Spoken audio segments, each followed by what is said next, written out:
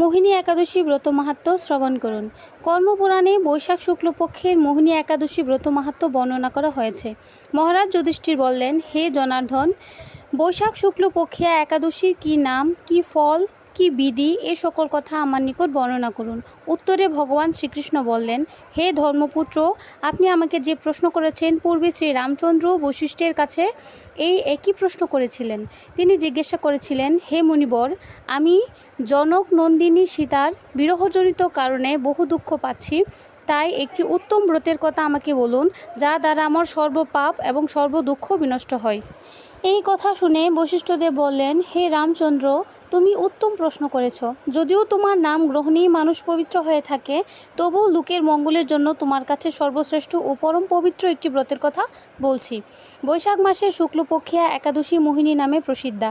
এই ব্রতের প্রভাবে মানুষের সকল পাপ, দুঃখ ও মোহজাল অচিরেই বিনষ্ট হয়। তাই মানুষের উচিত সকল পাপ ক্ষয়কারী ও দুঃখ বিনাশকারী এই একাদশী ব্রত পালন করা। একাগ্রচিত্তে তার মহিমা তুমি শ্রবণ করো। এই কথা শ্রবণ মাত্রই তোমার সমস্ত পাপ বিনষ্ট হয়। পবিত্র সরস্বতী নদীর তীরে ভদ্রাবতী নামে এক সুবসনা নগরী ছিল। চন্দ্রবংশজাত ধৃতিমান নামে এক রাজা সেখানে রাজত্ব করতেন।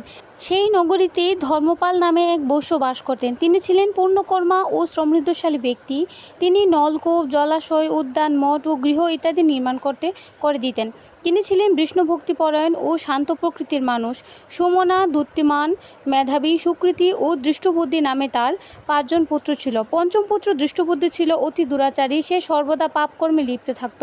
পর স্ত্রী সঙ্গ, পতিতাদের সঙ্গে তার দ্রুতক্রিয়া প্রভৃতি পাপ কার্যে সে আসক্ত ছিল। দেবতা, ব্রাহ্মণ ও পিতামাতার সেবায় তার একেবারেই মতি ছিল না। সে অন্যায় কার্যে দুষ্টভাবাপন্ন এবং পিতৃধন নাশকারক ছিল। সবসময় সে অন্যায়ভাবে বক্ষণ এবং সুরাপানে নিমিত্ত থাকত। পিতা ধনপাল একদিন পথে চলছিলেন। হঠাৎ তিনি দেখতে পেলেন দৃষ্টবুদ্ধি এক পতিতার গলায় হাত রেখে নিঃসংকোচে ঘুরে বেড়াচ্ছে। তার নির্লজ্জ পুত্রকে এভাবে চৌরাস্তায় ভ্রমণ করতে দেখে তিনি অত্যন্ত মর্মাহত হলেন। এই কুস্বভাব দর্শনে ক্রুদ্ধ হয়ে তিনি তাকে গৃহ থেকে বার করে দিলেন। তার আত্মীয় স্বজনও তাকে পরিত্যাগ করল। সে তখন নিজের অলঙ্কারাদি বিক্রি করে জীবন অতিবাহিত করত। কিছুদিন এভাবে চলার পর অর্থভাব দেখা দিলে ধনহীন দেখে সেই পতিতাগণ তাকে পরিত্যাগ করল। অন্ন বস্ত্রহীন দৃষ্টবুদ্ধি ক্ষুধা তৃষ্ণায় অত্যন্ত কাতর হয়ে পড়ল। অবশেষে নিজে গ্রামে সে চুরি করতে শুরু করলো।